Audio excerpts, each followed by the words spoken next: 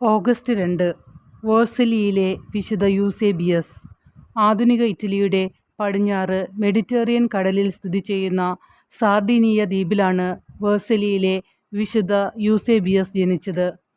യൂസേബിയസിൻ്റെ ചെറുപ്പത്തിൽ തന്നെ അദ്ദേഹത്തിൻ്റെ ക്രിസ്ത്യൻ പിതാവ് രക്തസാക്ഷിത്വം വരിക്കുകയും അവനെയും അമ്മയെയും റോമിലേക്ക് മാറ്റുകയും ചെയ്തു.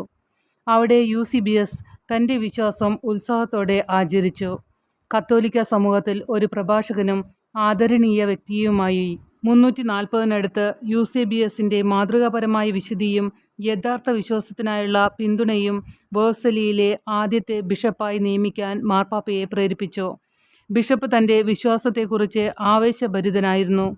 അവൻ തൻ്റെ സഭയെ ശുശ്രൂഷിക്കുക മാത്രമല്ല, പുറംജാതിക്കാരെ സജീവമായി സമീപിക്കുകയും അവരുടെ പരിവർത്തനത്തിനായി പ്രവർത്തിക്കുകയും ചെയ്തു. രൂപതയിലെ വൈദികർക്കായി ഒരു സന്യാസ ജീവിതം സ്ഥാപിച്ച ആദ്യത്തെ ബിഷപ്പായിരുന്നു അദ്ദേഹം. ഈ പുതിയ സമീപനം സഹോദര്യം, ആത്മീയ വളർച്ച, ഉത്തരവാദിത്വം, ഒരു പൊതുദൗത്യം പിന്തുടരുന്നതിൻ്റെ നല്ല ഫലങ്ങൾ എന്നിവയിലേക്ക് നയിച്ചു.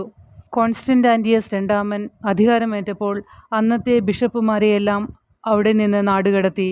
ബിഷപ്പ് യൂസേബിയസിന് ജയിലർമാരുടെ പീഡനവും കഠിനമായ കാലാവസ്ഥയും സഹിക്കേണ്ടി വന്നു. ബിഷപ്പ് യൂസേബിയസ് തൻ്റെ പ്രവാസകാലത്ത് സമൃദ്ധമായ ഒരു കത്തെഴുത്തുകാരനായി മാറി.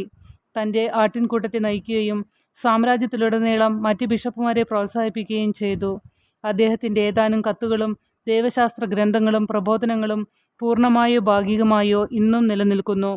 ജൂലിയൻ ചക്രവർത്തി അധികാരത്തിലെത്തിയപ്പോൾ നാടുകടത്തപ്പെട്ട എല്ലാ ബിഷപ്പുമാരെയും അവരുടെ രൂപതയിലേക്ക് മടങ്ങാൻ അനുവദിച്ചു. തുടർന്ന് മരണം വരെ 10 വർഷം കൂടി തൻ്റെ ജനത്തെ നയിച്ചു. വിശുദ്ധ യൂസേബിയസ് ക്രിസ്തുവിൻ്റെ യഥാർത്ഥ സ്വഭാവത്തിൻ്റെ ഉറച്ച സംരക്ഷകൻ എന്ന നിലയിൽ മാത്രമല്ല, തൻ്റെ വിശ്വാസത്തിനു വേണ്ടി പ്രവാസവും കഷ്ടപ്പാടുകളും ധീരമായി സഹിച്ച വിശുദ്ധ പാസ്റ്റർ എന്ന നിലയിൽ ഓർമ്മിക്കപ്പെടുന്നു.